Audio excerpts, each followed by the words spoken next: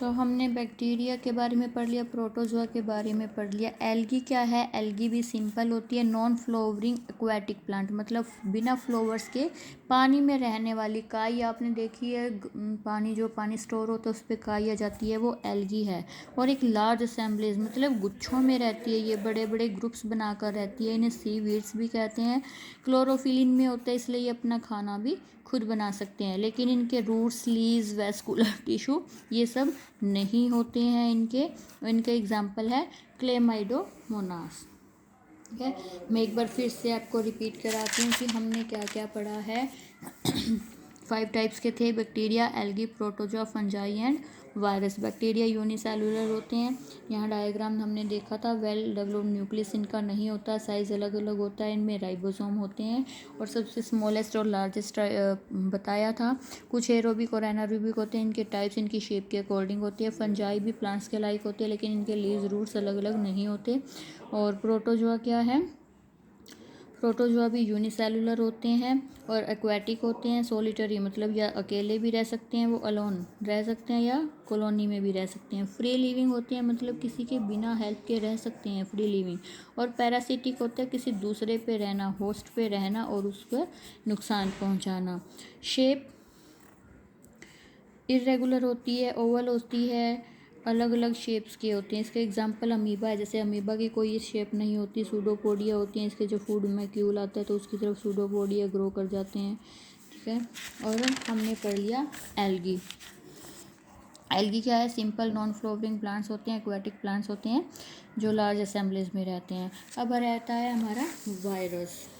ठीक है, वायरस सबसे इम्पोर्टेंट क्यों है? वायरस नहीं, इम्पोर्टेंट सब कुछ है, लेकिन वायरस आजकल, वायरस की वजह से ही हमारी ऐसी ऑनलाइन क्लासेस जा रही हैं।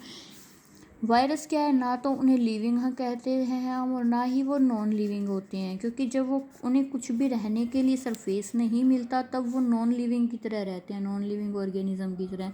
लेकिन जब भी इनको कोई लिविंग थिंग के कांटेक्ट में आते हैं तो इनमें लिविंग थिंग्स के सारे करैक्टर्स आ जाते हैं। इसलिए ये लिविंग और नॉन लिविंग के बीच में है। ना इन्हें हम लिविंग कह सकते हैं और ना ही हम इन्हें नॉन लिविंग कह सकते हैं। इनको हम एक सिंपल माइक्रोस्कोप से नहीं देख सकते, इनके लिए पावरफुल माइक्रोस्कोप चाहिए इन्हें देखने के लिए।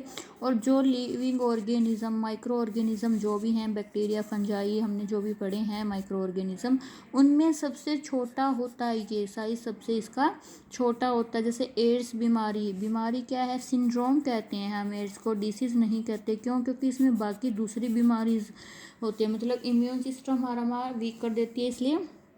और ये HIV वायरस से होता है। HIV भी क्या है? एक वायरस है।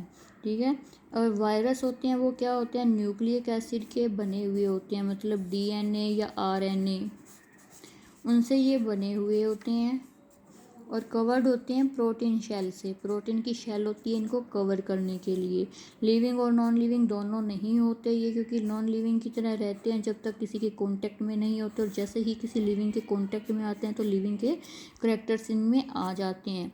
ये बहुत सारी बीमारियां ही देते हैं हमारे लिए, ये अच्छे नहीं हैं। बैक्टीरिया तो हमारे लिए यूज़फुल भी हैं, नॉन यूज़फुल भी हैं, और ये इसीलिए इन्हें पैथोजेनिक भी कहते हैं। जो बीमारी फैलाते हैं उन्हें पैथोजेनिक कहते हैं। प्लांट्स जैसी स्ट्रक्चर है, इनको हम प्लांट्स भी कह सकते हैं, लेकिन क्या है, इनके भी लीव्स और रूट्स नहीं होते।